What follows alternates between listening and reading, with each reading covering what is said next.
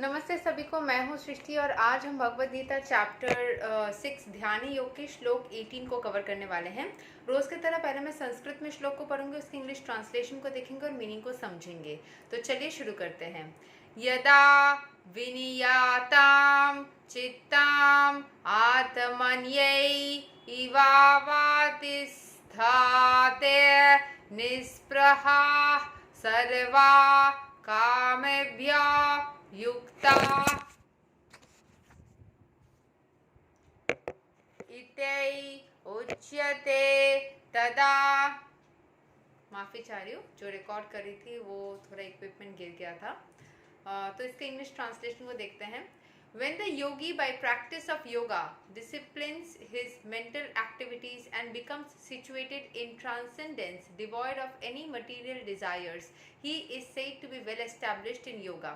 जब भी कोई योगी जो योग प्रैक्टिस करता है, जो भगवान के साथ में कनेक्शन बनाने में प्रैक्टिस करता है, वो अपने डिसिप्लिन हिज मेंटल एक्टिविटीज़, अपने मेंटल एक्टिविटी को डिसिप्लिन कर लेता है कि मुझे ये सोचना है, ये नहीं सोचना है, ऐसे चलना है। जब वो ऐसे कर लेता है and becomes situated in transcendence, जब वो ट्रांसेंडेंटल मतलब स्पिरिचुअल बन जाता है, devoid of all material desires, सारे मटीरियल डिज़ायर से दूर, he is said to be well established in yoga. जब वो मटेरियल एंटेंगलमेंट से दूर रहता है, ईश्वर के भावना में खुद को लीन करता है, अपने दिमाग को डिसिप्लिन कर लेता है कि क्या सोचना है, नहीं सोचना है, और योग को प्रैक्टिस करता है, वो योग में अच्छी तरीके से एस्टैब्लिश हुआ होता है।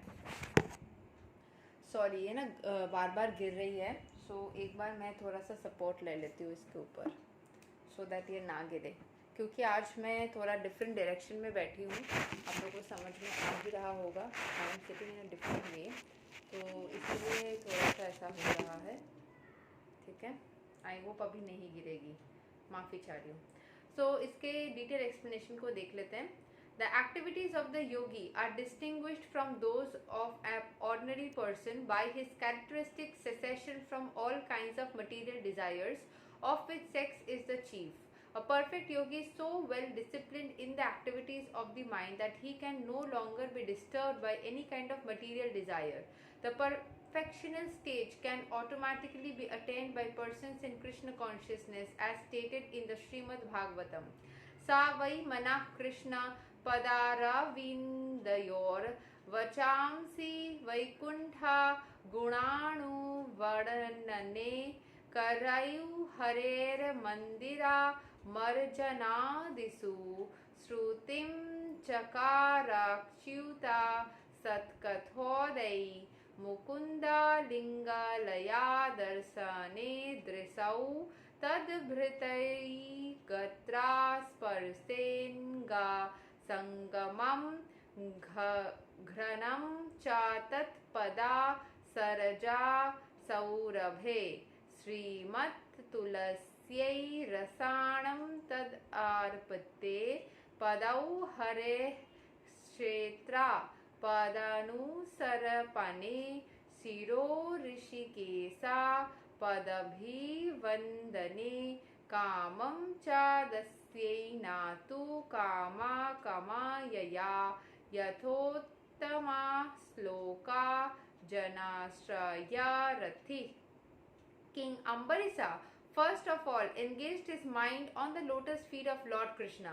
Then one after another he engaged his words in describing the transcendental qualities of the Lord, his hands in mopping the temple of the Lord, his ears in hearing of the activities of the Lord, his eyes in seeing the transcendental form of the Lord, his body in touching the bodies of the devotees, his sense of smell in smelling the scents of the lotus flowers offered to the Lord, his tongue in tasting the tulasi leaf offered at the lotus feet of the Lord, his legs in going to places of pilgrimage and the temple of the Lord, his head in offering obeisances unto the Lord, and his desires in executing the mission of the Lord.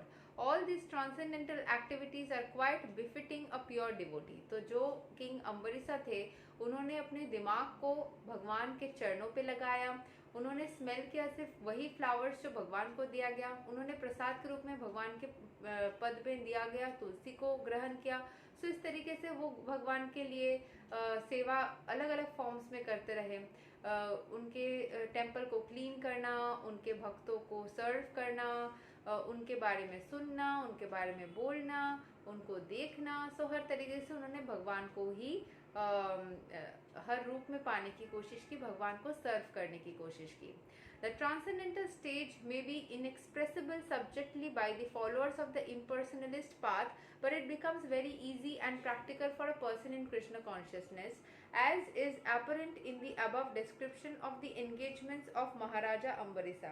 मैंने ये चीज़ उपलब्धि किया है क्योंकि मैं बहुत छोटे उम्र से ना साधना में हूँ। कृष्ण कॉन्शियसनेस को डायरेक्ट जिस तरीके से अभी करती हूँ उस तरीके से नहीं, थोड़ा बहुत मैं कृष्ण कॉन्शियसनेस में थी, बट मैं अलग अलग और भी कॉन्शियसनेस को फॉलो करती थी। महादेव को मैं गुरुदेव मानती हूँ, तो उनके मैं भक्ति करती थी, बहुत ज़्यादा उनकी भक्ति करती रही हूँ। बहुत मतलब कृष्ण कॉन्शियसनेस में आने से पहले तक मैं महादेव की दीवानी बनी रहती थी। अभी भी महादेव को मैं बहुत प्रेम करती हूँ, बट कृष्ण को भी मैं अपने रूटीन का एक पार्ट बना चुकी हूँ। इसके अलावा देवी भक्ति मैंने बहुत किया है क्योंकि मुझे अच्छा लगा, और बहुत सारे और फॉर्म्स ऑफ जो गॉड्स या डेमीगॉड्स हैं, मैंने उन सब की भी बहुत सारी साधना करी। पर जो मुझे कृष्ण भगवान से करने के बाद जो मैंने ये चीज़ नोटिस किया कि आपको लोग पहचानते हैं, आपको लोग जानते हैं, आपकी प्रसिद्धि होती है, आपकी सफलता होती है। तो ये कैसे होती है, किस तरीके से होती है, वो तो मुझे नहीं पता, क्योंकि वो शायद पालन करता है इसीलिए हो सकता है।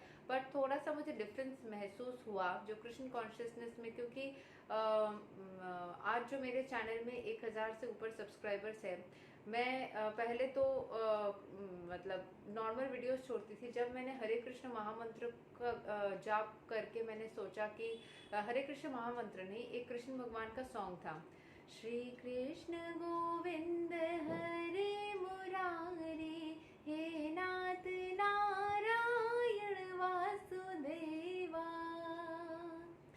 हरे रामा हरे कृष्णा, कृष्ण कृष्ण हरे हरे, हरे राम राम हरे कृष्णा, कृष्ण कृष्ण हरे हरे।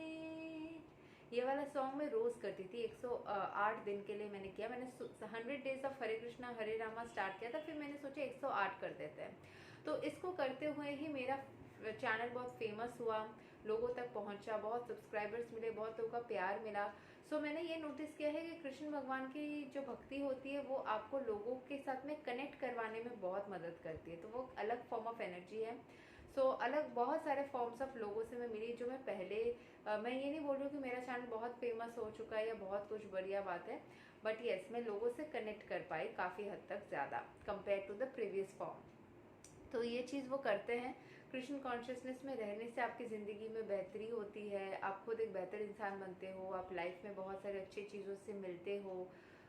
सो बहुत सारी चीज़ें, मतलब कृष्ण कॉन्शियसनेस में मैं लास्ट ईयर आई उस टाइम पे जब मतलब मेरे लाइफ में एक ट्रांसफॉर्मेशनल फेज चल रहा था। मैंने बहुत कुछ सीखा, ठीक है। तो एस्ट्रोफॉर्म्स में कुछ नेगेटिव इफेक्ट्स चल रहे थे उस टाइम पे, बहुत ज़्यादा मुझे लर्निंग मिली। So yeah, it's very different from any other form of sadhana. So unless the mind is fixed on the lotus feet of Lord by constant remembrance, such transcendental engagements are not practical. In the devotional service of the Lord, therefore, these prescribed activities are called archana, or engaging all the senses in the service of the Lord. The पूजा अर्चना बोलते हैं ना, तो अर्चना मतलब पूरी तरीके से आपको devotional service में अपने सेंसेस को लगा देना है या ईश्वर के सर्विस में लगा देना है। So the senses and the mind require engagements. Simple abnegation is not practical. Therefore, for people in general, especially those who are not in the renounced order of life, transcendental engagement of the senses and the mind are described above in the perfect process of transcendental achievement, which is called yukta in Bhagavad Gita. तो जो लोग simple abnegation is not practical, the senses and the mind require engagement. भगवान के ऊपर पूरी तरीके से आपको अपने सेंसेस को लगाना है, अपने माइंड को लगाना है। बस सिंपली सिंपल एब्निगेशन, एब्निगेशन का मीनिंग मैं देख लेती हूँ, या फिर आप लोग सर्च कर सकते हो।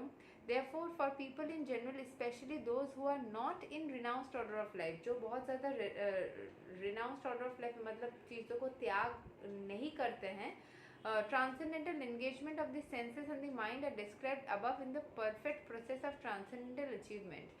तो जो लोग ट्रांसेंडेंटल फॉर्म में रहते हैं but renounced order of life में नहीं रहते हैं, उनको ये बोला जा रहा है कि transcendental engagement of the senses, अपने सेंस ऑर्गन्स को भी स्पिरिचुअलिटी में लगाना एंड माइंड को लगाना परफेक्ट माना जाता है एंड उसको युक्ता बोला जाता है। सो जो लोग नहीं करते हैं तो उनको इनकरेज करने के लिए बोला गया कि आप मान लीजिए नॉनवेज खाते हैं, जैसे कि बहुत सारे लोग इसमें इंक्लूडेड है, तो और आप बहुत ज़्यादा भक्ति करते हैं, तो हो सकता है कि मैं नॉनवेज फूड को नहीं बताऊंगी क्योंकि फूड हैबिट को लेकर मुझे कमेंट करना पसंद नहीं है। मान लीजिए आप अल्कोहल या फिर नशीली चीज़ें लेते हैं, ड्रग्स वगैरह, जो कि एक्चुअल में बहुत ही ख़राब है आपके लिए। सो वो सारी चीज़ें लेते हुए अगर आप भक्ति भी करते हैं तो वो सही तरीके से शायद नहीं बैठता है। सो कोशिश करना चाहिए, अगर ऑलरेडी आदत बन चुकी है एंड आप उस तरीके से ज़िंदगी को आगे बहुत दिन तक चला रहे हैं एंड अभी आपको भक्ति भी करनी है, तो छोड़ने में मुश्किल हो सकती है। तो एक बार में डॉक्टर भी बोलता है छोड़ा नहीं जा सकता, तो थोड़ा थोड़ा करके कम करते रहिए, फिर धीरे धीरे अपने आप छूट जाएगा। ठीक है, भगवान खुद ही करा देते हैं, आपको कुछ करने की ज़रूरत है। आपको नॉर्मली उनका नाम लेना होता है, उनके ऊपर खुद को सबमिट करना होता है, आपके लिए जो सही है नहीं है वो अपने आप होता जाता है। मैंने ये नोटिस किया, सिर्फ मतलब ईश्वर की कृष्ण कॉन्शियसनेस में नहीं, किसी भी फॉर्म ऑफ परफेक्ट वे में अगर आप दिल से भक्ति करते हो ना, तो आपके साथ में हमेशा वही चीज़ें होती है जो आपके लिए सही है। आपको उस बारे में बात भी नहीं करनी होती ईश्वर से कि मेरे साथ वही चीज़ें करिएगा जो मेरे लिए सही है। चाहे तो आप कर सकते हो, अब नहीं भी करोगे तब भी उनको पता है ना कि आप उनके भक्त हो, उनको पता है ना कि आप उनके संतान हो, आप उनका रिस्पॉन्सिबिलिटी हो, तो आपके ऊपर वो पूरी तरीके से रिस्पॉन्सिबिलिटी लेंगे एंड वही सारी चीज़ें करेंगे जो आपके लिए सही है। ठीक है, यही तक था श्लोक number 18 of Bhagavad Gita chapter 6। अगले वीडियो में हम श्लोक 19 को कवर करेंगे। तब तक के लिए हरे कृष्ण, राधे राधे, जय श्री राम।